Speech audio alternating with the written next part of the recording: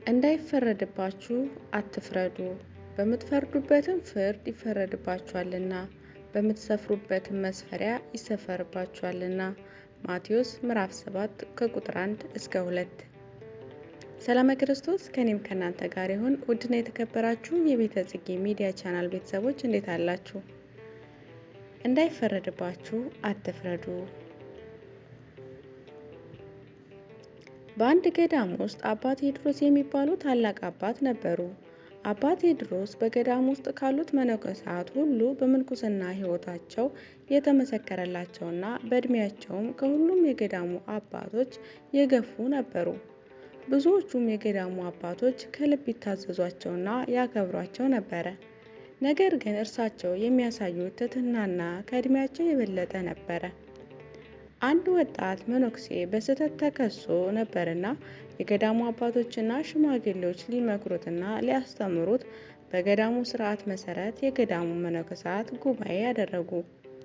አባ ቴዎድሮስም በጉባኤው እንዲሳተፉ ተጠርተው ነበርና ጉባኤው ከተጀመረ በኋላ ሁሉም አባቶች ስለ ወጣቱ መነኩሴ ስህተት ሲናገሩ፣ ሲመክሩ፣ ሲቆጡ ቆዩ።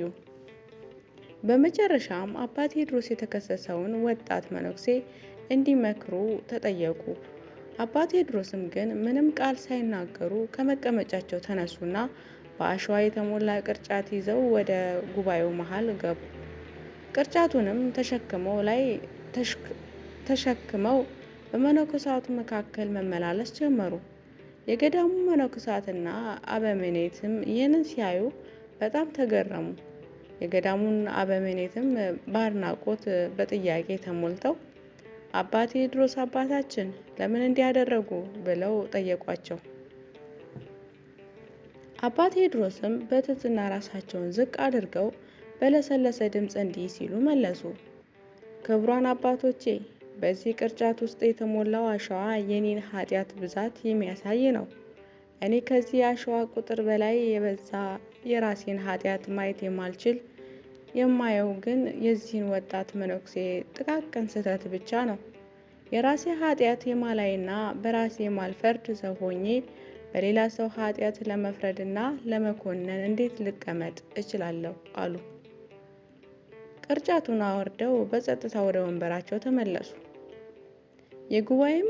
በጉባኤ የተሰበሰቡ አባቶች ሁሉም በአባ ቴዎድሮስ በጥልቀት ትሕትና በእውነት ላይ በተመሰረተ ምክር ተገርመው ወዲያውኑ ንስሐ ገብተው ወጣቱን መነኩሴ በይቅርታ በፍቅር መክረው አሰናበቱት።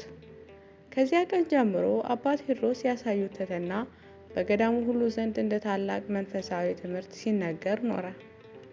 እውነተኛ መንፈሳዊ እድገት በሌሎች ፊት በመኩራራት ወይንም ራስን በማጉላት ሳይሆን ራስን ዝቅ በማድረግ ሁልጊዜም ኃጢአተኛ መሆናችንን መቀበልና ሌላውን ላይ ከመፍረዳችን በፊት የራሳችንን ስህተቶችና ድክመቶች መፈተሽ አለብን። ሁልጊዜ ሞልተው የሚፈሱትን የራሳችንን ኃጢአቶች ሳይሆን የሌላውን ትንሽ ስህተት ብቻ ማየት የግብዝነት ምልክት መሆኑን ያሳስበናል። ፍርድንና ነቅፋትን በመተው ይልቁንም በፍቅርና በይቅርታ መኖር ፍርድ የእግዚአብሔር ብቻ መሆኑን መረዳት ያስፈልገናል። ወስብሐት ለእግዚአብሔር ወለወላዲቱ ድንግል ወለመስቀሉ ክቡር። ይቆየን።